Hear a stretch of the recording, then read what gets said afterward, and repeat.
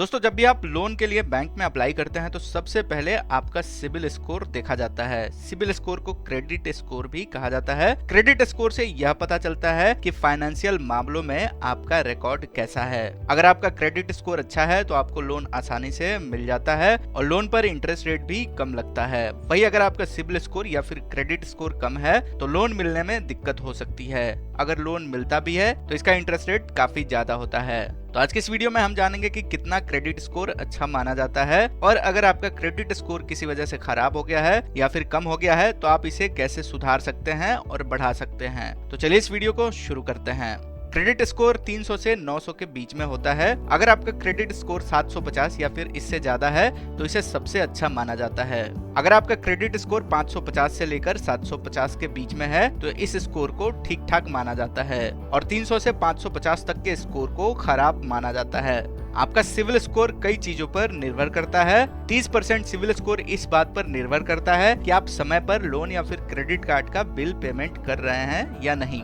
25% आपके सिक्योर्ड या फिर अनसिक्योर्ड लोन पर निर्भर करता है। 25% आपके क्रेडिट एक्सपोजर पर निर्भर करता है और 20% लोन के यूज पर निर्भर करता है कि आप जो लोन लेते हैं आप उसका यूज कहां करते हैं। इस पर 20% डिपेंड करता है। अब आगे जानते हैं कि अगर आपका क्रेडिट स्कोर किसी वजह से खराब हो गया है तो आप इसे कैसे ठीक कर सकते हैं। दोस्तों, अपने क्रेडिट स्कोर को ठीक करने या फिर इसे बढ़ाने के लिए अगर आपने बैंक से कोई लोन लिया है तो आप ईएमआई का पेमेंट टाइम से करें। वही अगर क्रेडिट कार्ड का यूज करते हैं तो क्रेडिट कार्ड के बिल का पेमेंट टाइम से करें। इससे आपके क्रेडिट स्कोर में खुद ही सुधार आना शुरू हो जाएगा और कुछ समय बाद देखेंगे तो आपका क्रेडिट स्कोर बढ़ता हुआ दिखेगा।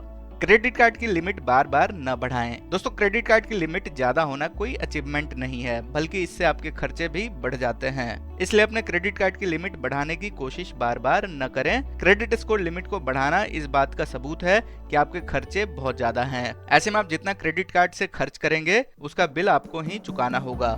कई बार बिल ज्यादा हो जाने के बाद अगर आप समय पर नहीं चुका पाते हैं तो आपका क्रेडिट स्कोर खराब होना शुरू हो जाता है।